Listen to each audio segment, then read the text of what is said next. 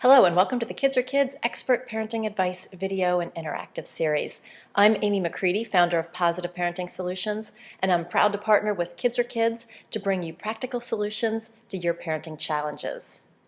Do you know the average child hears 432 negative comments per day compared to 32 positive ones?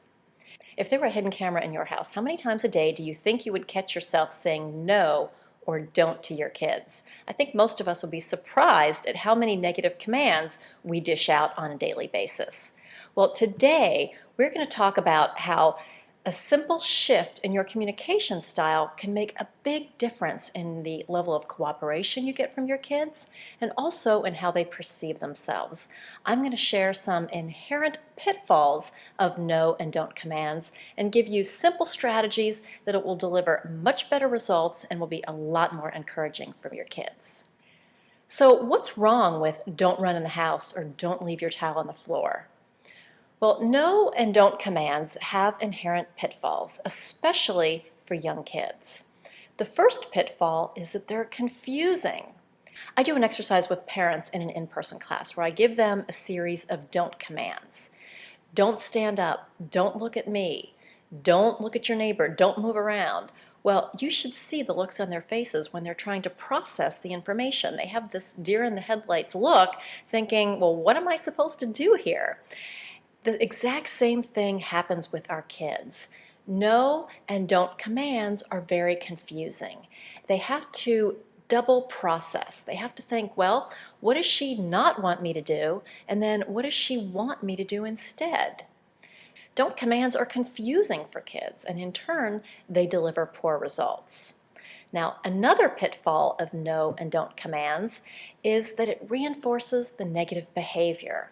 So instead of hearing what you want the child to do, she's reminded of what she shouldn't do. So if I said, you can sit here, but don't touch your brother, what do you think she's thinking about? Probably touching her brother. So it reinforces the negative behavior.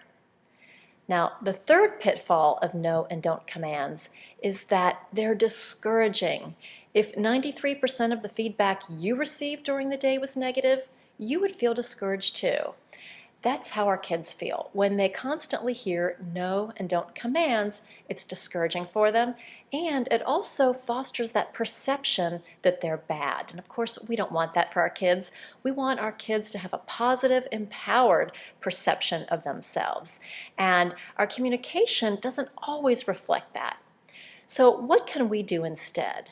I'm not suggesting that you're going to eradicate all of the don't or no commands from our communication, but we can get much better results if we shift those percentages. Let's talk about a few strategies we can use to get better results and be more encouraging in the process. Now, with all of these strategies, they're going to require you to think ahead a little bit, but the more you use them, they'll soon become second nature to you. Now, the first strategy is to practice using do commands. You want to calmly state what you want your child to do. So rather than don't run in the house, try please use your walking feet in the house. Instead of don't chew with your mouth open, you can say please try to make your lips touch each other when you're chewing. So we're telling them what we want them to do. It's more instructive and it's more encouraging. And if you listen to the teachers in your kids' classrooms, you'll hear them using the exact same strategy because it works. The second strategy is to find opportunities to say yes. Now, we know it's quick and it's easy to give a no response, but if you can rephrase your response to imply a yes whenever possible, you'll get better results. So rather than, no, we don't have time to go to the park today, you can try, oh, the park sounds awesome. Would you rather go Wednesday evening or Saturday morning? Instead of, don't color on the walls, try in your calmest voice. Either you can color on this paper or with sidewalk chalk outside. Strategy number 3 is to thank them in advance. Now, this strategy requires a teeny-weeny leap of faith on your part, but you can thank them in advance for working on a particular behavior.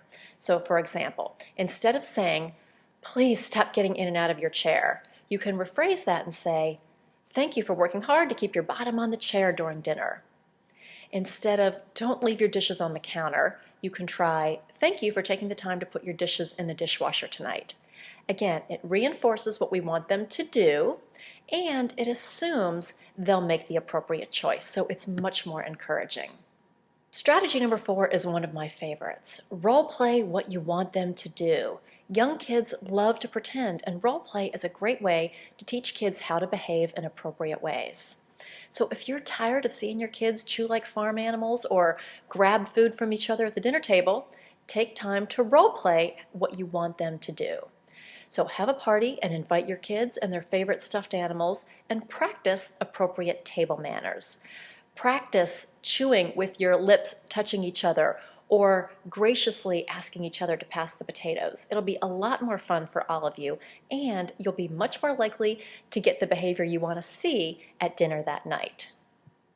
Now, making these changes to your communication style is going to require some effort on your part, but I promise you the payoff will be worth it. Your kids are going to feel more empowered. They'll develop a more positive perception of themselves. You'll get fewer power struggles, and you're going to be much more likely to see the kind of behaviors that you're looking for. It's a win-win for everyone. So for more information on how to shift your communication style to get better results from your kids, check out the interactive that goes along with this video, and be sure to pay special attention to what the trainers at SeaWorld can teach us about communication. Now, for ongoing solutions for your parenting issues, visit us often at kidsorkids.com for expert parenting advice. I'm Amy McCready for Kids Are Kids, and I'll see you next time.